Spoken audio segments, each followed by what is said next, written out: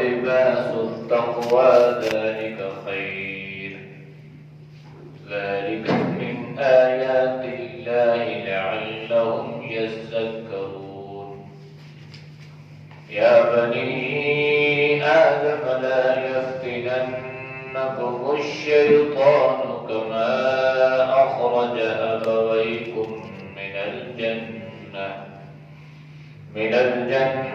ينزع عنهما لباسهما ليريهما سوآتهما إنه يراكم هو وقبيله من حيث لا ترونهم إنا جعلنا الشياطين أولياء للذين لا يؤمنون صدق الله العظيم. ترجمہ: یا بنی آدم، اے بنی آدم، قد انزلنا، بے شک ہم نے نازل کیا، علیکم تم پر، لباسا لباس،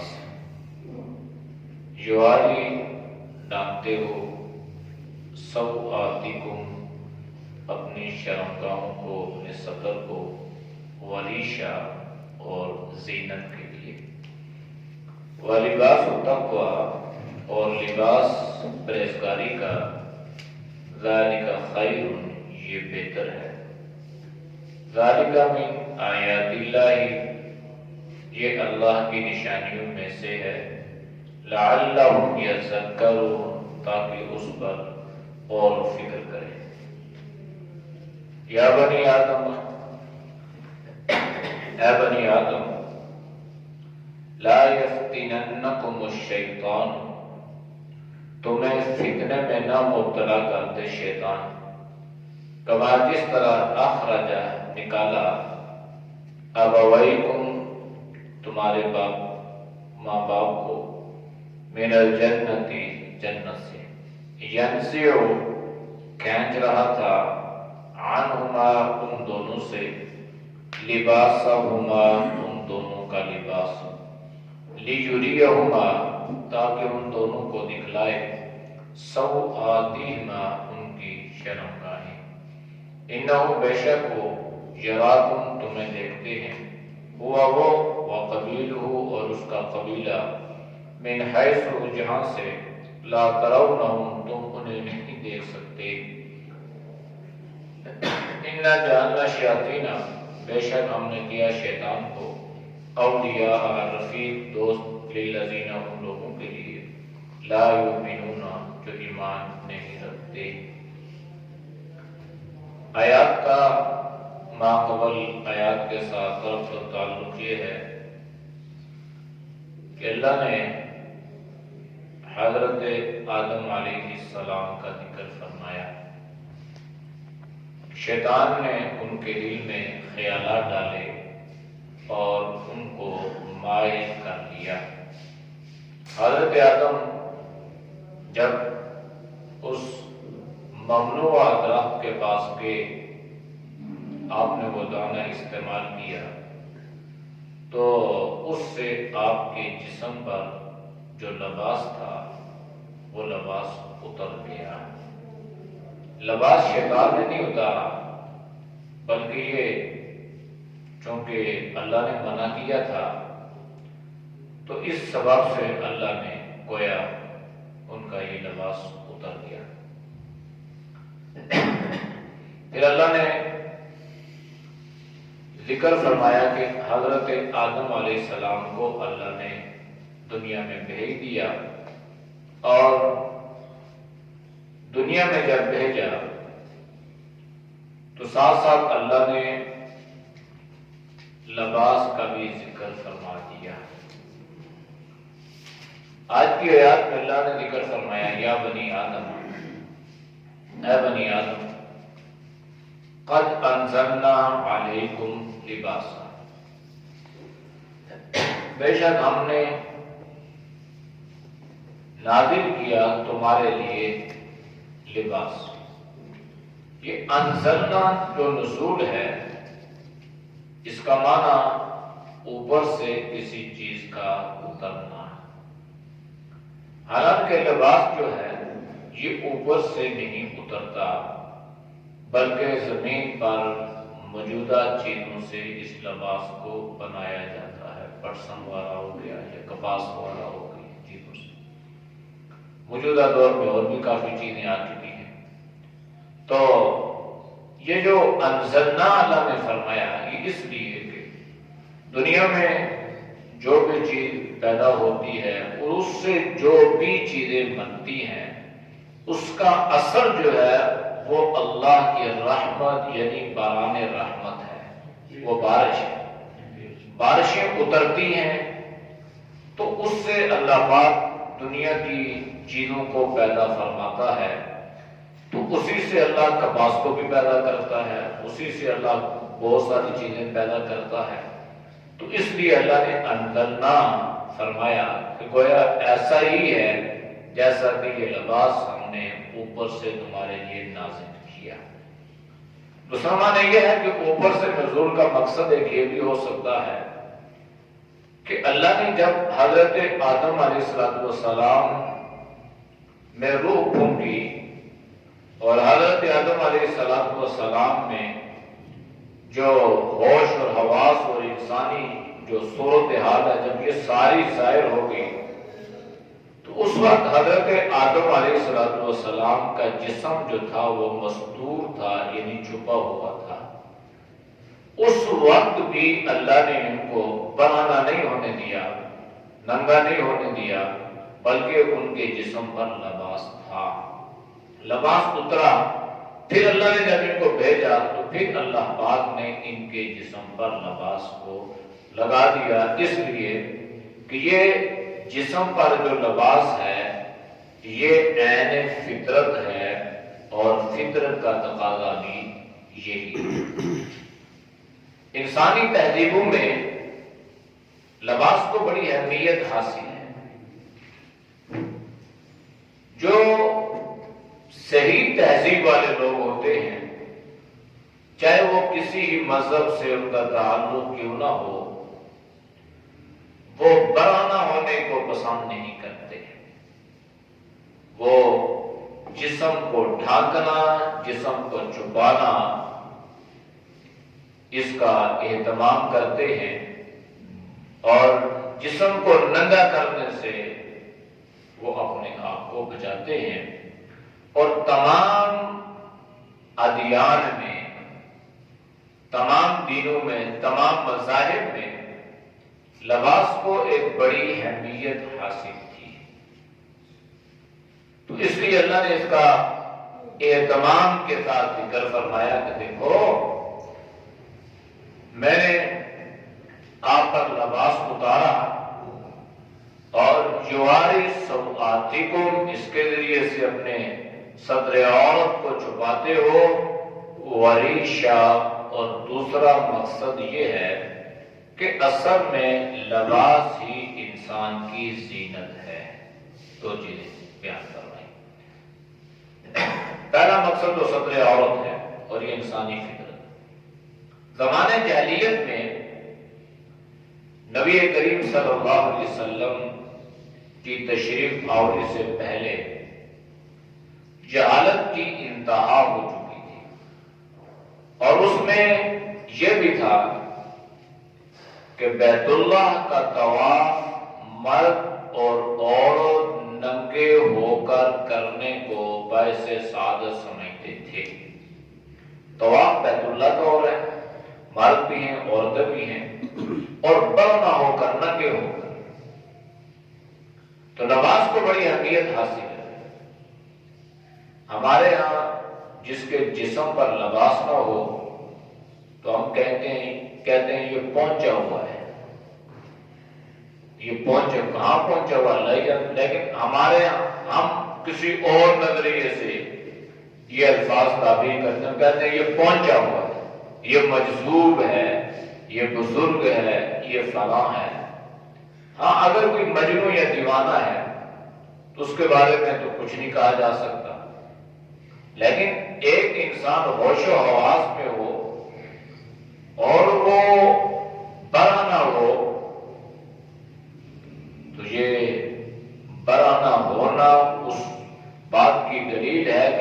ایمان سے خالی ہے، اس لیے کہ لباس تو ایمان کا حصہ ہے، اور لباس یہ مسئلہ بھی دھیان میں رکھیں کہ ایمان کے بعد لا الہ الا اللہ محمد رسول اللہ پڑھنے کے بعد نماز بعد میں فرض ہے، روزہ حج زکات یہ سارے اعمال بعد میں ہیں، پہلے جو چیز فرض ہو جاتی ہے یہ اس پر ستر عورت کا چھپانا فرض ہو جاتا ہے، یعنی اس کو اتنی اہمیت حاصل ہے۔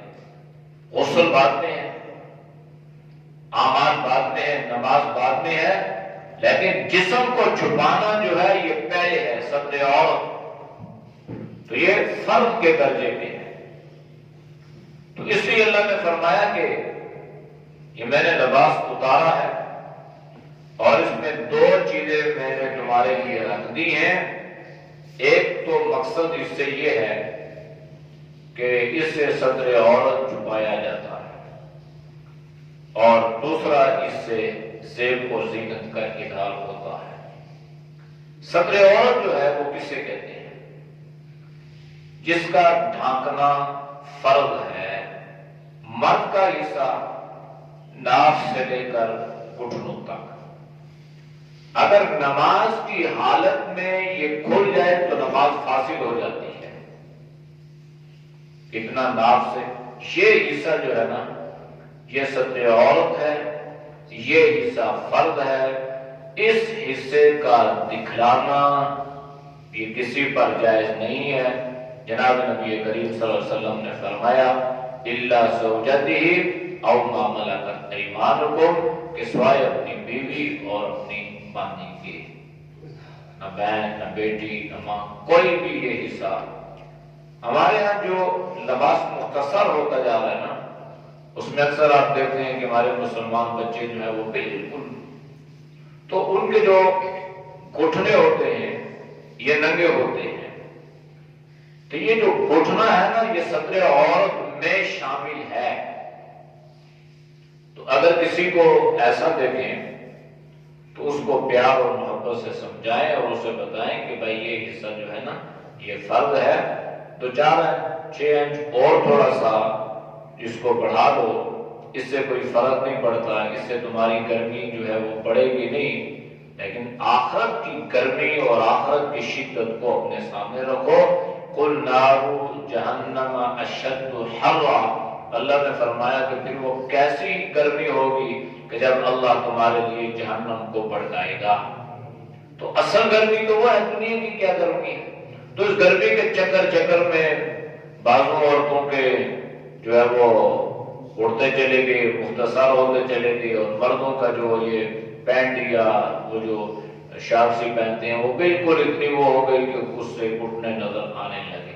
تو بہرحال یہ فرض ہے۔ عورت کا جو ہے یہ سارا جسم مستور، یہ ستر عورت ہے، سوائے منہ، ہاتھ اور پاؤں کے۔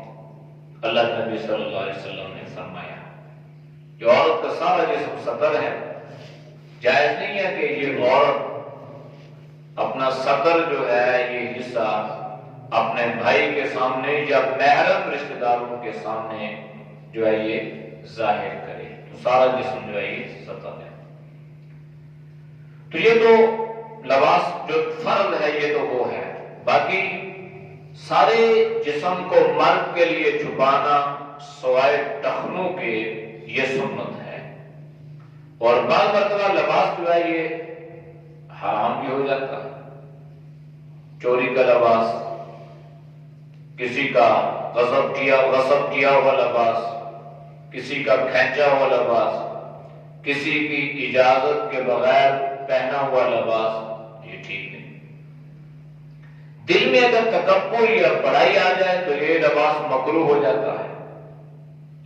اچھا یہ بھی ذہن میں رہے کہ اچھا کپڑا پہننا اپنی استطاعت کے مطابق یہ جناب نبی کریم صلی اللہ علیہ وسلم کی سنت ہے۔ آپ نے بہترین سے بہترین کپڑا بھی پہنا، چونکہ اللہ کے نبی نے امت کے لیے سارے راستے جو شرم درست تھے آپ نے ان راستوں پہ آپ چلے. جیسے آپ نے اچھی سواری پہ بھی آپ نے سواری کی، آپ تشریف فرما ہوئے، اور آپ نے گدے پہ بھی سوار ہونا پسند فرمائے، اس پہ بھی سوار ہوئے. تو یہ اللہ کے نبی نے راستہ دیا کہ اگر گنجائش اس کی ہے تو اس پہ بیٹھ جاؤ، اگر اس کی ہے تو اس پہ بیٹھ جاؤ، اگر اس کی ہے تو اس پہ. اور اسی طرح لباس کے بارے میں بھی آپ نے فرمایا. ایک شخص کو آپ نے دیکھا، صحابی کو دیکھا رضی اللہ عنہ، کہ ان کے جسم پر پھٹا پرانا لباس، پرانے کپڑے. تو اللہ کے نبی نے پوچھا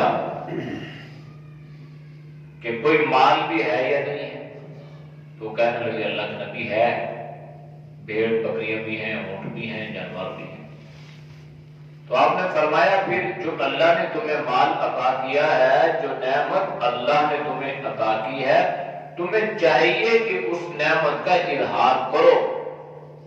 یعنی یہ نہیں ہے کہ گنجائش تو اللہ نے دی ہے، لیکن انسان جو ہے وہ ظاہری طور پہ کوئی ایسی حالت اختیار کر لے کہ لوگوں کی نظروں میں وہ بالکل فقیر یا غریب نظر آئے اور لوگ اس پہ ترس کھائیں، تو شرم اس کی اجازت نہیں ہے.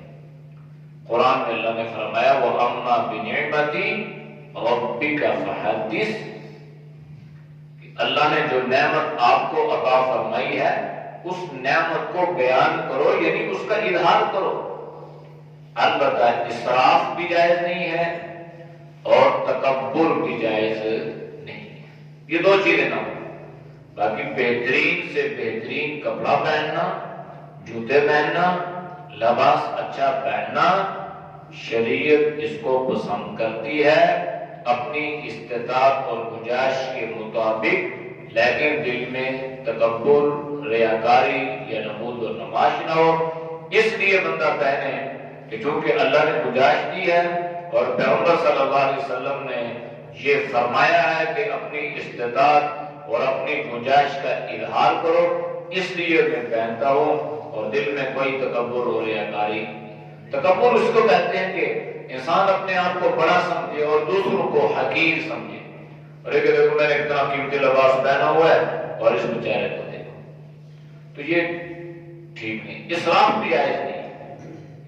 جیسے ہماری بہنیں شادیوں میں جو ہے نا یہ گنجائش اتنی ہوتی نہیں ہے، تو وہ ایک جوڑا جو ہے وہ پتہ نہیں 50 ہزار اور اس سے بھی اوپر کے جو یہ مہندی کا ہے، یہ بارات کا ہے، یہ فلاں کا ہے، یہ فلاں کے، تو وہ کرتے کرتے بات کہاں تک پہنچ جاتی ہے. تو یہ اسراف میں آتا ہے، یہ درست نہیں ہے. اپنی گنجائش کو بھی ملول خاطر رکھنا ہے، تکبر سے بھی بچنا ہے اور اسراف سے بھی اپنے آپ کو بچا کر چلنا ہے کہ نعمت کا اظہار بھی ہو جائے اور اللہ بھی ناراض نہ ہو. وریشہ اور دوسری چیز جو ہے لباس، یہ زیب و زینت ہے. یعنی لباس کو اللہ نے زینت قرار دیا. اس کا مطلب یہ ہے کہ لباس ہوگا تو زیب و زینت ہوگی، لباس نہیں ہے تو زینت نہیں. تو معلوم یہ ہوگا کہ خوبصورتی اللہ نے اس میں رکھی ہے نا. جو چیز جتنی قیمتی ہوتی ہے نا اس کو اتنا ہی چھپایا جاتا ہے. تو انسانی جسم جو ہے یہ قیمتی ہے، تو اس لیے اس کو مستور چھپا رہنا. یہ کیلا ہے نا، کیلا، یہ جتنے بھی پھل فروٹ سارے، ان کے اوپر اللہ نے لباس چھلکا رکھا ہے، اور جب وہ کھاتے ہیں تو اس چھلکے کو اتار دیتے ہیں، پھر وہ کھاتے ہیں. تو ہر چیز میں اللہ کی حکمتیں ہوتی ہیں. تو اللہ نے انسانی جسم قیمتی تھا تو اس کو اللہ نے پردے میں رکھا ہے. اگر اس کی وقت اور حیثیت نہ ہوتی تو اللہ اس کو یوں ہی رہنے دیتے. اس لیے ہم جدید تہذیب سے متاثر ہو کر اور ان سے امپریس اور مائل ہو کر ہم یہ کہیں جی انہوں نے ایسا لباس پہنا ہے تو ہم بھی ایسا پہنے، تو یہ ہماری تہذیب کے خلاف ہے. ہماری تہذیب میں لباس کو زینت قرار دیا گیا ہے اور لباس اترنے کو اللہ کے نبی نے اس پر سخت وعیدیں بیان فرمائی ہیں. پھر لباس میں شریعت نے ہر چیز کا خیال کیا. مرد عورتوں کی مشابہت اختیار نہ کریں اور عورتیں مردوں کی مشابہت اختیار نہ کریں. مرد ایسے رنگ ایسے کلر نہ پہنے جو عورتیں پہنتی ہیں شوق سے، اور عورتیں ایسے نہ پہنے جیسے مرد پہنتے ہیں۔ تو ہر چیز میں اس چیز کا بھی خیال کرنا ہے۔ بہرحال یہ ساری چیزیں اپنی جگہ، لیکن سب سے بہترین چیز جو اللہ نے ذکر فرمایا وَلِبَاسُ التَّقْوَىٰ ذَلِكَ خَيْرٌ، تقوی کا لباس جو ہے نا یہ سب سے بہترین لباس ہے۔ تقوی کا لباس سے مراد یہ ہے کہ پرہیزگاری کا، جسم پہ جتنا قیمتی لباس ہو دل میں اللہ کا خوف ہے۔ جسم پہ بالکل معمولی سا لباس ہے لیکن اس کی کوئی پرواہ اور فکر نہیں ہے کہ لوگ مجھے کیا کہیں گے، اس لیے کہ اس کے دل میں صرف اللہ کا خوف اور اللہ کا ڈر ہے۔ جس کی یہ یعنی اس لیے لباس نہ پہنو کہ لوگ یہ کہیں یا یہ کہیں یا یہ کہیں گے یا وہ نہیں۔ نعمت یہ ہے اظہار اللہ کی رضا کے لیے کرو، اچھا پہنو، اچھا کھاؤ، اچھے گھر، اس کو شریعت نے پسند کیا ہے، لیکن دل میں تکبر اور برائی اور شہرت، نمود و نمائش سے اپنے آپ کو بچانا بھی ہے، اور یہ اتنا آسان عمل نہیں ہے، یہ مشکل عمل بھی ہے۔ تو پرہیزگاری جو ہے یہ بہتر چیز ہے، اللہ کا خوف، اللہ کا ڈر جو ہے یہ بہتر ہے۔ ورنہ دل میں یہ خیال بھی پیدا ہوگا کہ صحابہ کرام میں اللہ نے ان کو بڑے بڑے صحابہ ایسے بھی تھے کہ جن کو مال اور دولت کے اللہ نے انبار عطا فرمائے تھے، لیکن پھر بھی فقیرانہ لباس کا استعمال تھا۔ تو وہ بھی کوئی شریعت کے خلاف عمل نہیں ہے، ان کا دل اسی طرف مائل تھا۔ حضرت عثمان رضی اللہ تعالی عنہ ان کے بارے میں آتا ہے، اور حضرت عبدالرحمن بن عوف رضی اللہ تعالی عنہ مالدار تھے، اچھا لباس پہنتے تھے۔ تو اس لیے یہ ہے کہ سب کچھ اپنی جگہ پہ ہے، لیکن بہرحال اصل چیز یہ ہے کہ ظاہری زیب و زینت جیسی ہی کیوں نہ ہو، دل میں سوائے اللہ کے کوئی اور نہ ہو، یہ اصل تقویٰ ہے۔ ذالک من آیات اللہ، یہ اللہ کی نشانیوں میں سے ایک نشانی ہے، لعلہم یذکرون، تاکہ انسان اس کو سمجھے اور اس سے نصیحت حاصل کرے۔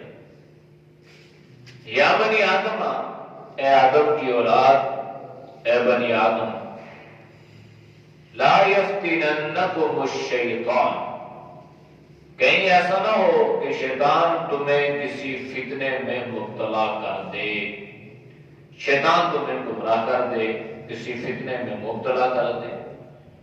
کما اخرج ابویکم من الجنہ،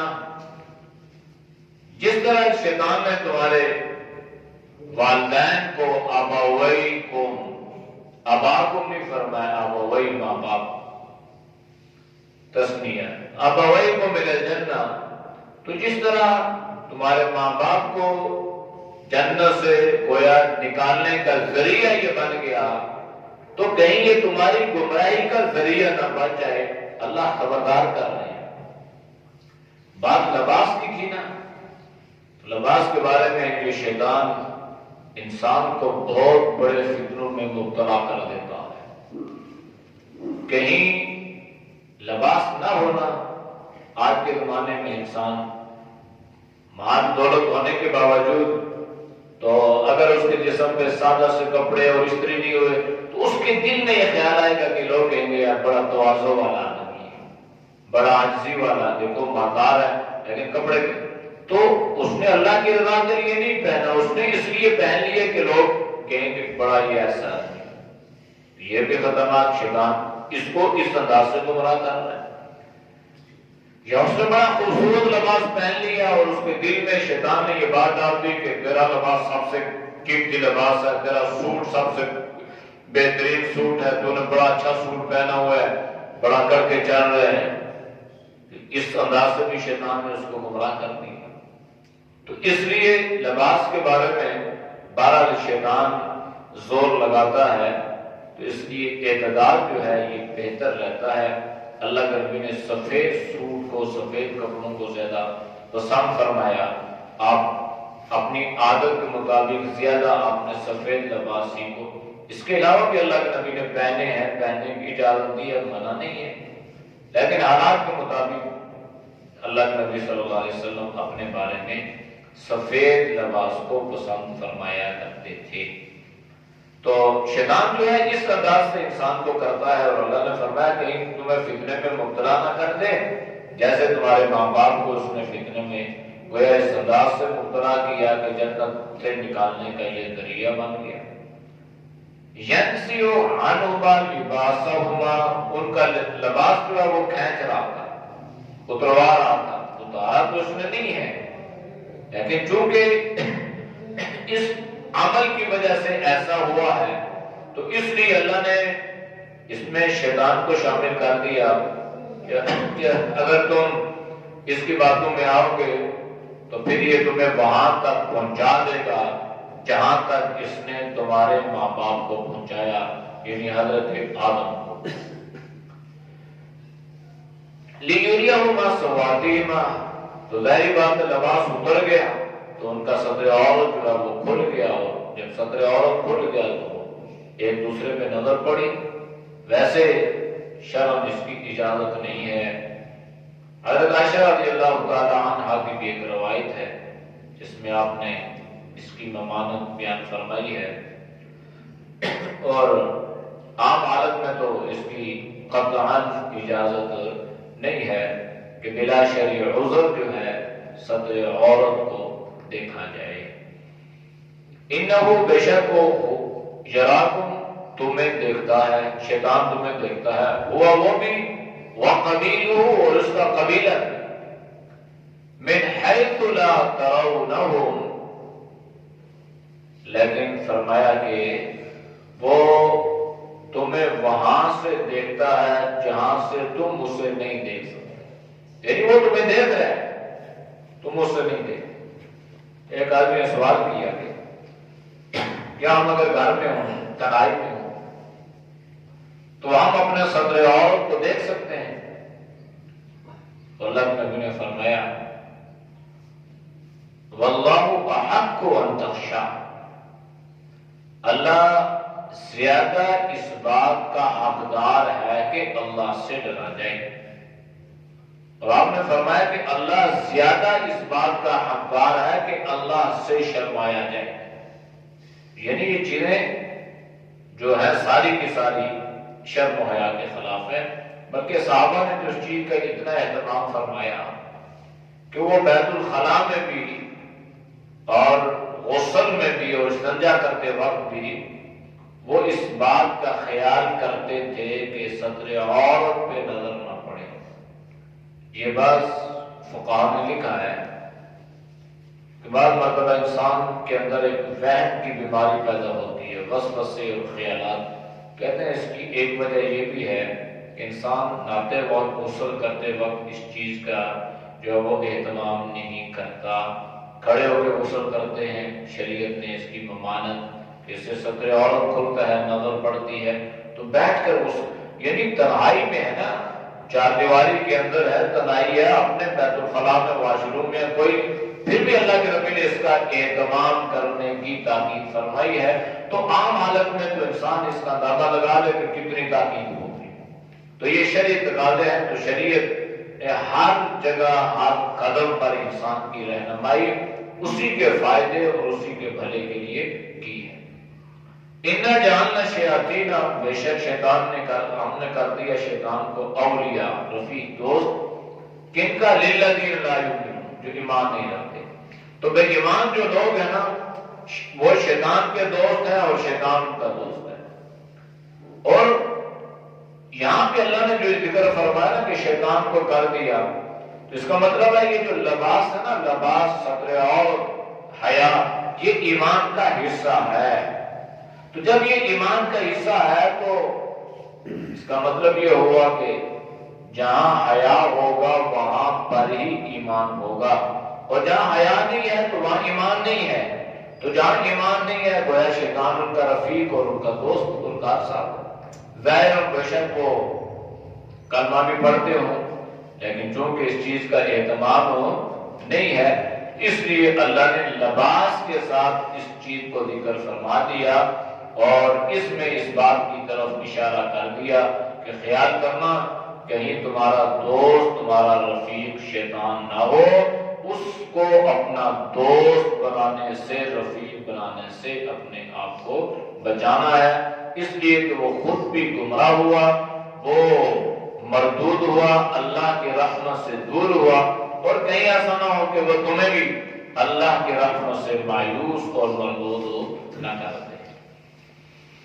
اعوذ باللہ من الشیطان الرجیم، بسم اللہ الرحمن الرحیم،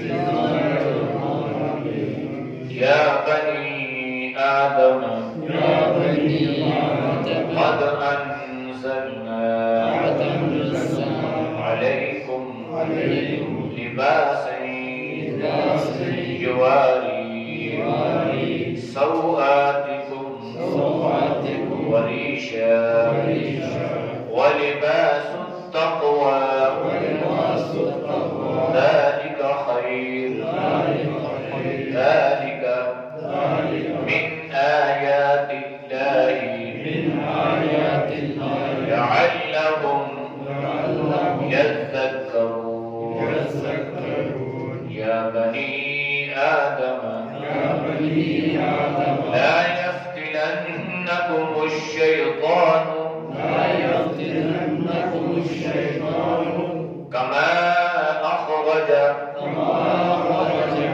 أبويكم من الجنة ينزع عنهما لباسهما ليريهما سوآتهما إنه يراكم هو وقبيله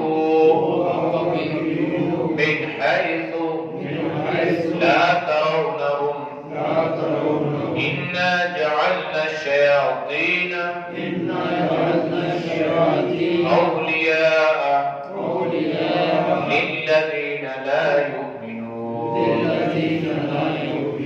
صدق الله العظيم۔ الحمد لله رب العالمين والعاقبة للمتقين والصلاة والسلام على النبي الأمي الكريم۔ یا اللہ ہم سب کے سر اپنی رحمتوں کو معاف فرما، یا اللہ گناہوں سے حفاظت فرما، یا اللہ نیک اعمال کی توفیق نصیب فرما، برے اعمال سے، برے خیالات سے، برے تصورات سے اللہ تو سب کے حفاظت فرما، یا اللہ شیاطین کے شر سے، یا اللہ حاسدین کی حسد سے اللہ تو سب کے حفاظت فرما، یا اللہ تو سب کو صحت ایمان والی زندگی نصیب فرما، ہر امتحان سے، ہر شر سے، ہر فتنے سے، یا اللہ ہر آزمائش سے اللہ تو ہم سب کے حفاظت فرما، یا اللہ جتنے دوست صبح بزرگ تیری رضا کے لیے درس قرآن سنتے ہیں اللہ ان کے سننے کو قبول فرما، یا اللہ سب کی جان میں، مال میں، ایمان میں، صحت میں اللہ برکتیں عطا فرما، صلی اللہ تعالی علی نبی الأمی وعلی آلہ وصحبہ اجمعین برحمتہ۔